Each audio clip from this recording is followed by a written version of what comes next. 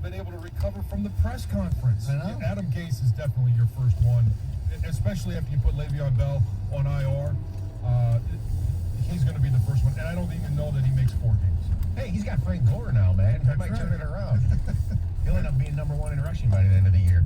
Speaking of rushing, Kerryon Johnson had just 7 carries for 14 yards. He wasn't part of the passing game at all. Do you think Johnson has a real future in the NFL, or are you ready to bail on him?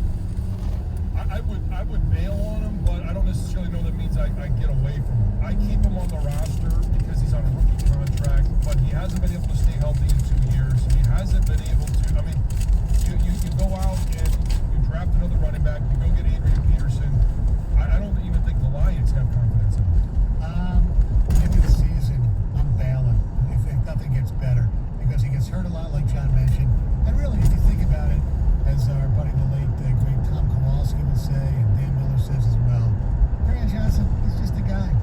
He really is, and I think this might be a topic for a different day, but like players in Detroit that have gotten mileage out of one game, he got a ton of mileage out of that Miami game, and a lot of trust from fans and maybe even the team because he had that big long run. He had over 100 yards, they won the game, and he looked like he would be an NFL star. And beyond that, I can't really think of a moment that he's had. Do you? No, not really. Yeah, the moment I talked about in the SOL. When he fumbled the ball at the goal line. Exactly. That's not a good one. Yeah. All right, several new Lions made their debut on Sunday. Who do you think played the best on both the offensive and defensive side of the ball that made their debut? Offense, I think it's obvious it's Adrian Peterson. I think he was really good. Can I include special teams with the defense?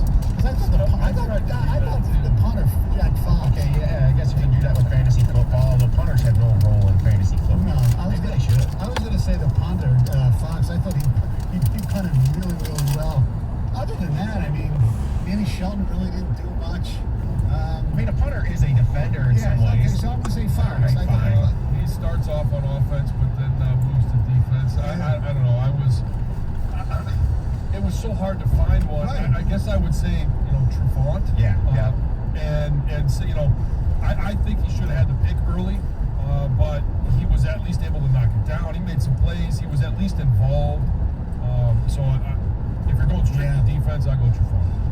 All right, this one, John's going to find out a little more about me and how I like to be. I can be critical of young players. I don't cut them slack because they're young. I don't even look at it the same way in college. But obviously, everybody feels for DeAndre Swift. And after he dropped the ball to win the game on Sunday, it crushed everybody. He had to feel absolutely the worst. Most fans are being less harsh on him because he's a rookie. Should that really be the case? If Kenny Golladay dropped that ball, he'd be crucified. No free passes. I don't care. Yes, this is the NFL. The expectation is for the position. You're a professional football player. This isn't college. And it's not like he came from a small school.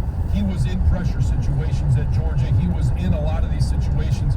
He's got to make that catch. I think because it was his first game, he can be a little less harsh. It was the fourth quarter. I know, a little. I didn't say a lot. He could have been a legend. He still should have been blamed. He still should take blame. But you have to be wary of just completely ruining a guy's career after one game. But hopefully not, And you got to be careful. The loss, the entirety of it, wasn't his fault. Exactly. But that play by itself, he should have made the catch. No doubt he should have made the catch. And he's one of the reasons they lost the game. All right, fans and pundits always overreact to week 1 in the NFL. What is your biggest overreaction in week 1? Wow. I'm going to say this is really weird. The Browns really aren't as bad as they looked on Sunday. I think the Browns' defense is pretty good. I think they have problems with Baker. There's no doubt about it. But, they do have, Kareem Hunt's there. They have a pretty good team. And they were playing the frickin' Ravens. And you remember what the Ravens did in the first game last year? They really come out ready to go. So I just don't think the Browns are as horrible as they look. Who's their number 2 receiver? The guy who does number 2. Odell Beckham Jr. Yeah. Oh, yeah. Brown number 2. Oh, boy. My overreaction is Cam Newton is the new Brady in New England. It's one game. It takes a whole lot more. It takes 16. It takes some trips to the playoffs. It's going to take a couple more Super Bowls. He is not the new Tom Brady in New England. It's funny because I was going to mention that Brady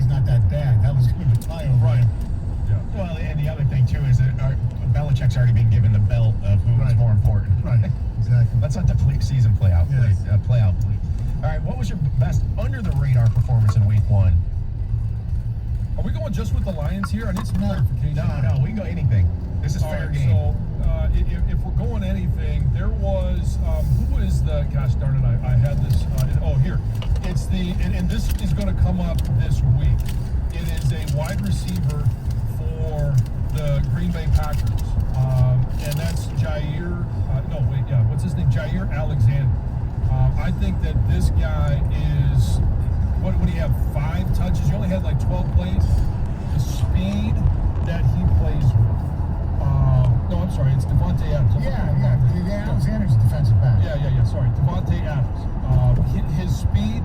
He's going to get more reps. He's going to get more opportunity because that's what they need. They did not have speed at receiver. They didn't have weapons. They didn't even go out and draft him or address it. He is, to me, the one storyline that you're going to have to watch this week and throughout the year. I think he went very under the radar. Under the radar for me is John's former team, and it's not the one in this town. The Redskins defense is really good. I know Philly has problems with the offensive line; they're all banged up. But between Payne, Chase Young looks like he is going to be as good as people thought. Their defense is really good. Well, a little fantasy advice: you might want to pick up the Redskins D because they're probably available. You got to see because the Eagles' O-line is bad. Right. But I'm just saying, if you want to take a chance early before everybody else tries to jump on them, go get them. All right, finally, college football, John. Typically, we have a lot more college football, but we're not playing locally, so we need it back. But will all Power 5 conferences play a complete season? And will we have a college football playoff this year? Yes or no? I'm going to say no because I think the Pac-12 might play, but not in the fall. And I'm going to say yes, we will be a college playoff, even if there's only 3 conferences playing. Because right now, if they only have, Big 12, ACC, and SEC, all they're going to be missing is Ohio State. So I think it'll fall pretty easily. Right. Yeah. And I agree. No on the complete season because the Pac-12 is a disaster, just like the Big Ten is, and there will be a college football playoff no matter what. I don't even care if 2 of the Power 5 shut down. They will make it out of the American Conference and whoever is left. The college football playoff will live on. So we could have like a Clemson and Oklahoma, Alabama, LSU, and then an East team, Georgia or Florida. Yes, exactly. Yeah, I'd watch that. Yeah, absolutely. That'll be great. All right, that is the Wide 9 on 97.1 The Ticket. 97.1 The Ticket. Traffic. From the WWJ AM 950 Traffic Center, the roads are pretty clear this morning. No issues along 696 east and westbound between I-94 out to Orchard Lake Road. Smooth drive on 275 heading north and southbound between 94 and 1496. Also, things are pretty quiet along I-96 Jeffries between Farmington Road and the Davison. I'm Michelle Penny with traffic. The Detroit Tigers host the Kansas City Royals. Pre-game tonight at 6:45 on 97.1 The Ticket. Oh, my boy. Supporting the local communities, Applied Imaging Serves has been a cornerstone of the applied imaging culture since its founding. That spirit is transferred when working with nonprofits. Remember Michelle Hills of the Toledo Volleyball Club? They're willing to ask questions, they're willing to find answers, and they're willing to find the best product for you at a budget that you have. Kelly Dobner of Samaritas. Well, at Samaritas, we're a nonprofit organization, so we are always looking to have the relationships with the best value. So we can take those savings and pour those back into our programming that serves the community. And Applied Imaging understands that better than any other partner that we have. Mark Cohen of Kids Kicking Cancer. And I definitely saw that right away when we talked. The culture at Applied Imaging is definitely something that fits with Kids Kicking Cancer. The family atmosphere over there is really something that really connected with us. Applied Imaging, a company that gets involved in your community. Call today, 800-521-0983 or visit appliedimaging.com. Gentlemen, facing a divorce can be difficult, but you're not alone. Adam, the American Divorce Association for Men, is here to help. Call Adam today at 248-356-2326 and we can answer your questions or schedule a meeting by phone or video chat. Call Adam today. This Radio.com Sports Minute is brought to you by North Bloomfield Properties.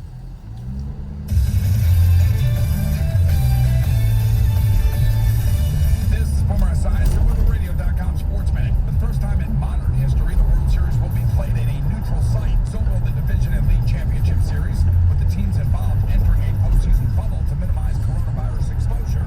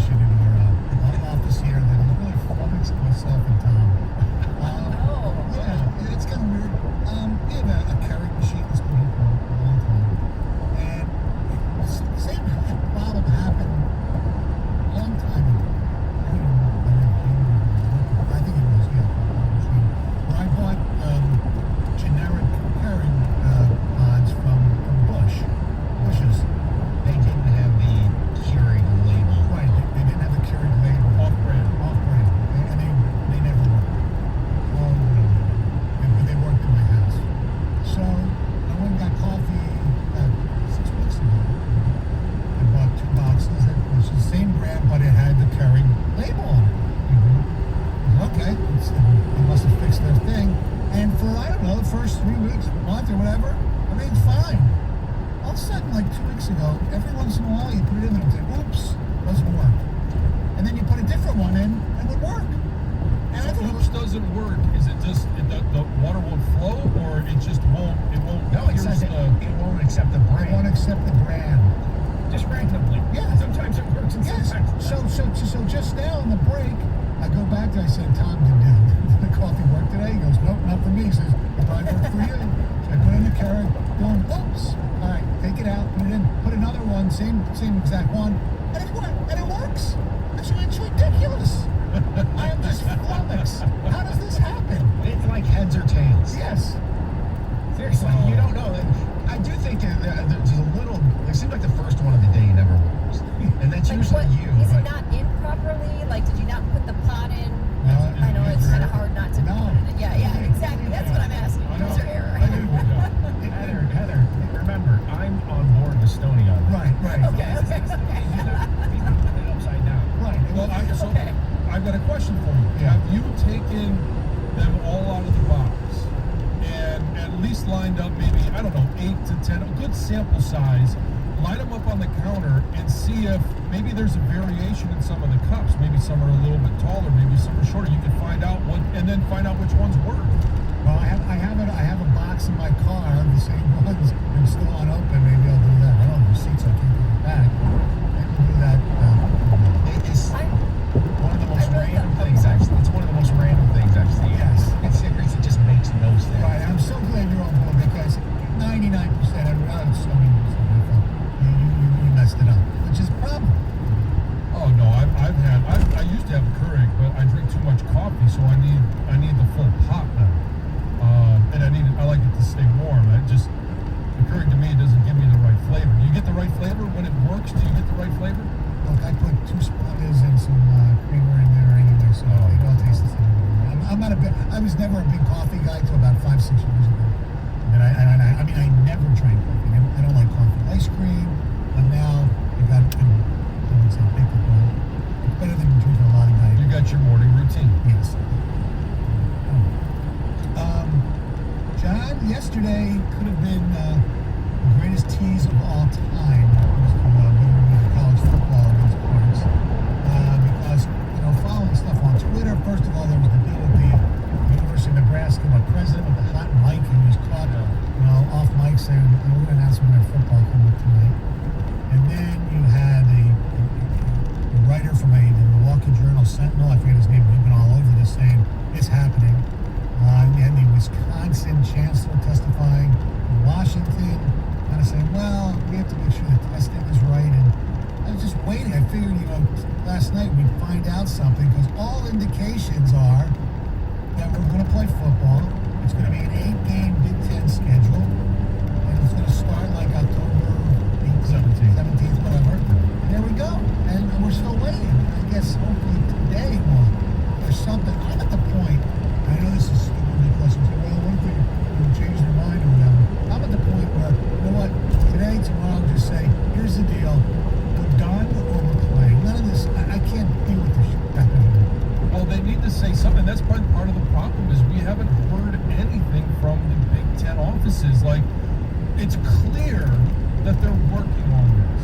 Yes. Now, we don't know what the end result's going to be, whether it's to play football or not. But at least come out and say, if we are working on this, we are trying every effort to, and what are the stumbling blocks? I believe one of the stumbling blocks is to be able to have the testing at, in all 14 institutions and all 14 programs. So if they can say, hey, that's what we're waiting on, and I think that's going to be the announcement. Today, we'll probably get the announcement that they've secured some deal for rapid tests. And then on late Thursday, but most likely Friday, we're going to hear, hey, here is our schedule. We're going to play 8 games in 9 weeks. We're going to have a championship game December 19, which would allow for the Big Ten to be a part of the college football playoffs. It would be wonderful. But again, we're left, just floating in the wind because there's no communication. Yesterday, my life's like I was taking a walk with the dogs, and I saw on Twitter that Schlissel was actually speaking. And he and the provost, and I forget her name, and there was a professor from Ross Business School who was asking questions. It was like a 40-minute thing. I'm listening